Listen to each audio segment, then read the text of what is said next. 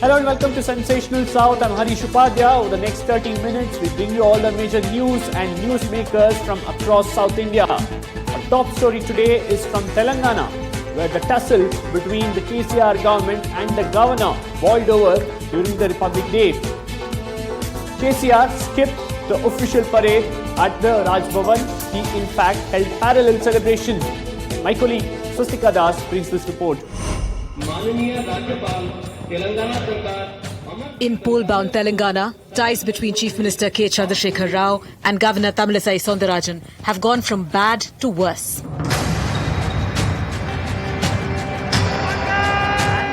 First, it was about hoisting the tricolour on Independence Day. Then the customary budget session address. And now, for a second year in a row, KCR snubbed the governor's invite and skipped the Republic Day program that was hosted by her. His ministers followed suit. The only representatives from the state government were the Chief Secretary and the DGP. 2 to 3 days back, they came out with a letter saying that a governor should hoist the flag in the Raj Bhavan. And there was no any reason mentioned. And only Chief Secretary and DGP will attend the program.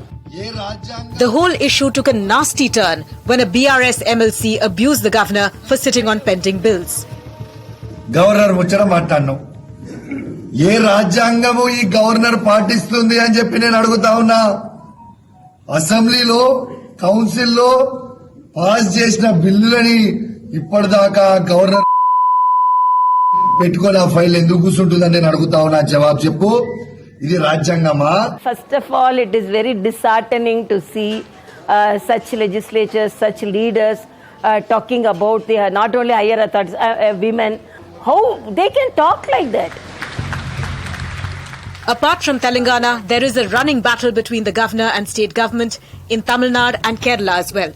While the governor is an apolitical head who acts on the advice of the Council of Ministers, there is no guideline for exercise of the governor's powers. So who exactly is crossing the line here? With Swastika Das in Hyderabad, Anisya Kumar for CNN News 18. In fact, CNN News 18's managing editor spoke exclusively to Tamilisai Soundararajan on the unprecedented turn of events in the state. Listening. How do you plan to deal with it politically and perhaps even legally? Legally, you would have noticed a case has been filed, emergency bench, lunch bench has been moved, and the court clearly directed that the program, the Independent Republic Day program should be conducted with a parade. But they didn't respect the constitution, and according to me, the court directions were also not followed properly. And they told because of time constraint, we won't be able to conduct it in the parade grounds or public gardens.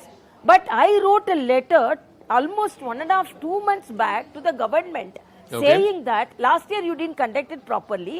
You cited COVID, but that time almost COVID was in the resolving phase and all the states had a grand program except Telangana. But remnant of COVID was there. So they cited that because of COVID situation, now the Raj Bhavan should conduct it. And this time, almost we are all safe because of our vaccination. And all the states are conducting it in a very grand manner. So well ahead, by 2 months back itself, I wrote a very detailed letter to the Chief Minister. This time Telangana should have a grand program and the people participation should be there. And after that, central government guidelines, SOP, has been given to the state governments. They didn't respect anything. And just 2 to 3 days back, they came out with a letter saying that a governor should hoist the flag in the Raj Bhavan. And there was no any reason mentioned. And only Chief Secretary and DGP will attend the program. And no public participation. What is this now? Because Constitution, it is the pride of our country. Constitution, I have to say, Republic Day is a political function. Constitution Day, this Republic Day is the Constitution function, program. So, why they are doing this? They are dare enough to do this in spite of the court order, in spite of the SOP from the central government, in spite of the letter from the governor. What respect they have, I don't know. So who's crossing the line and is there a solution at all? Remember, we are facing a similar situation in Kerala and Tamil Nadu as well. We'll take it to our esteemed panel who's joining us today. We have Mr. Bhanu Prasad of the BRS, we have Mr. Kishore P. Reddy of the BJP and Mr. Kaleeswaram Raj, a Supreme Court advocate, joining us. I'll come to you, Mr. Bhanu Prasad. Did the Chief Minister cross the line? Did he undermine an important day like Republic Day because of the showdown that's been on between the governor and the government for the last few months? No, this is not happening only in Telangana. This is happening all over India, across India in various states. This was not the condition before. Particularly in Telangana, there was the previous governor was there for a long period. Though he belongs to some other, he was nominated by some other person, some other party.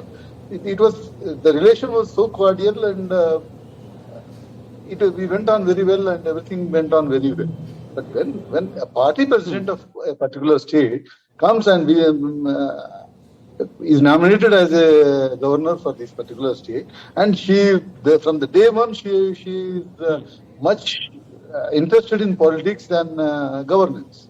From the day one she came here, she started making Raj Bhavan as a BJP party office. Okay, in fact, I'll go to Mr. Reddy. Mr. Reddy, do you think the problem here is that, as BRS is saying, that you've sent a state party president as the governor and she is not being neutral? She's still indulging in politics. That has been the grouse of TRS or now BRS for quite some time. Good evening today here, and to everyone on News 18 and co-panelists as well. So first of all, Republic Day, right? On August 15th, 1947, we got independence. But on 1950, January 26th, we became a republic. That means we the people, we have declared that we are supreme. And we are celebrating that fact on January 26th, on the Republic Day. And the governor or the president is only a representative of we the people who receives the honors as the first citizen on January 26th. So it has nothing to do with the governor. It has nothing to do with the president. It is to do with our own supremacy over ourselves, declaring that no king or queen or some representative of the particular monarch rules over us, but it is ourselves, we rule over ourselves. And this is the celebration, or this is the event that the Chief Minister of Telangana has belittled. It is the supremacy of the people that we celebrate that he has belittled. So there might be differences between the Chief Minister, between the government and the governor, and these differences have been there for a while. I mean, not only in Telangana, for decades altogether, all over India. But none of the chief ministers have behaved the way Telangana's chief minister has behaved, right? I mean, denying protocol for the governor. I mean, anywhere she has to travel, she only has to travel by road in a car for 8 hours, 10 hours, even to visit temples or go to Sammakka Saralamma Jatara, an event that happens once a year. But even to those places. Mr. Reddy, do you believe that the fact that someone who's been active politically has been sent to Raj Bhavans has resulted in this scenario now?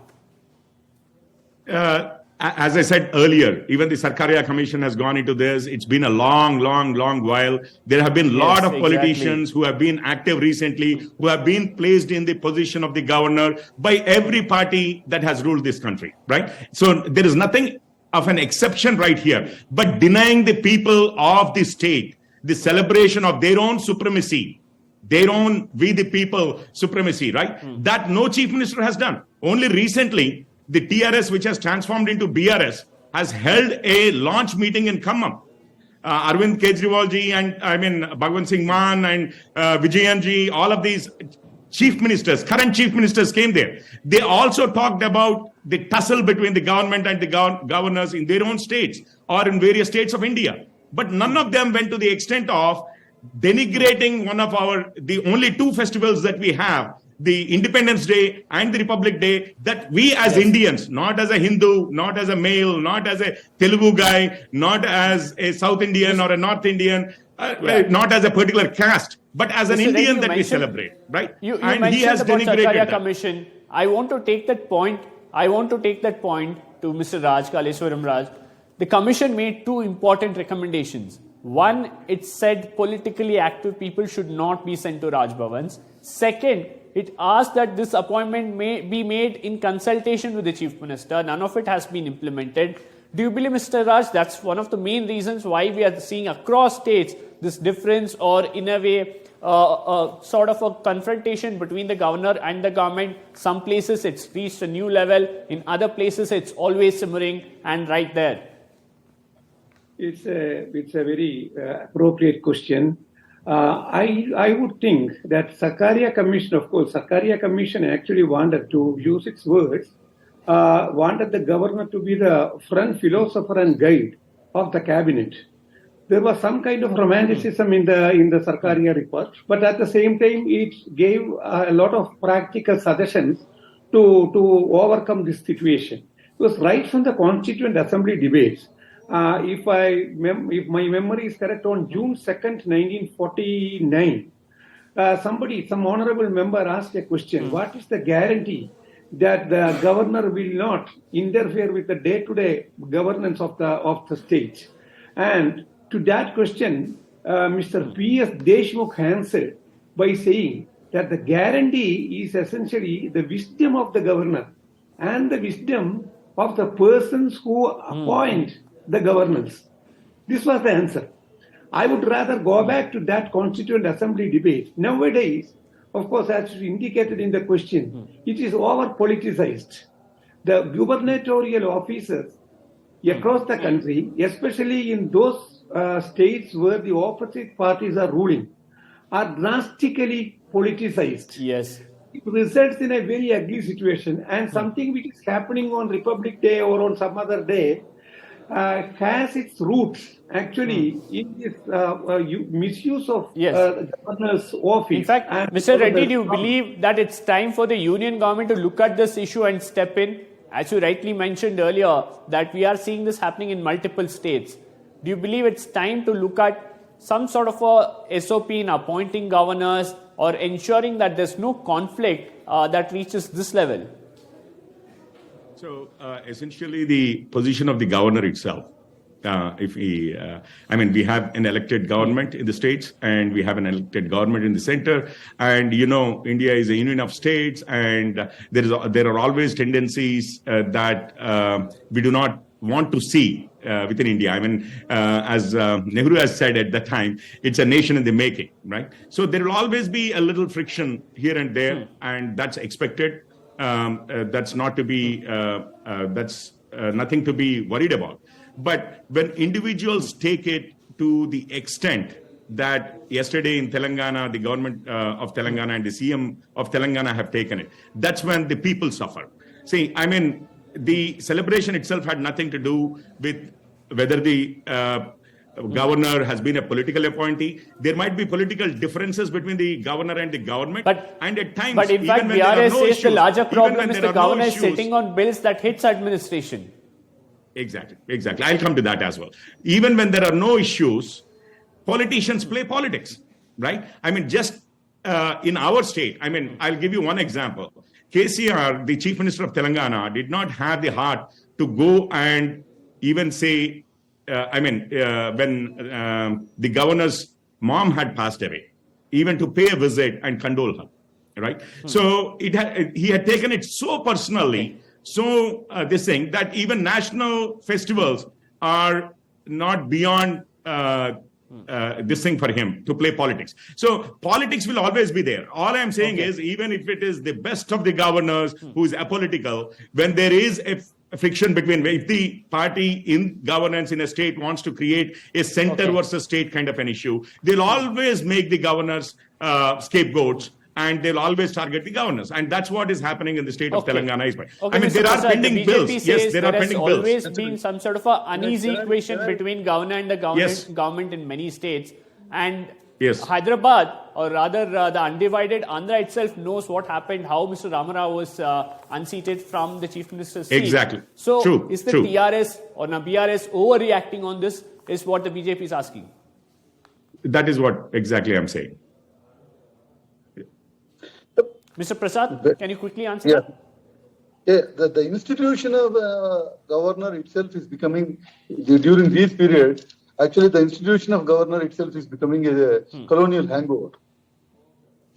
As you said, my learned friend said it's king or queen or something, whatever it is. But the institution of governor itself is becoming a colonial hangover. Actually, a governor, when a particular bill is passed in Legislative Assembly and Legislative Council, both the houses have passed a bill. The bill is going to Raj Bhavan and it is stucking there for months together without any reason. If governor has got some objections, she can call the concerned minister or she can call anyone and she can ask for clarifications. That was also done actually. In our university's bill, she needs some clarifications. She called for our minister to come, and our minister, our education minister, Srimati Savita Indra Reddy went there and she explained everything. She clarified all her doubts, but still In fact, the larger point is, remember, crores of rupees is spent for Raj Bhavan and the governor's office functioning, but if administration takes a hit and it leads to such ugly events, should the centre intervene and ensure that there's a solution to that? We'll have to see in the coming days if the union government wants to do that. Mr. Prasad, Mr. Reddy and Mr. Kaleeswaram Raj, thank you for joining us on this debate today. This is an issue that will continue, especially in these three southern states. Well, time for a short break now. On the other side, we'll get you more stories from across South India.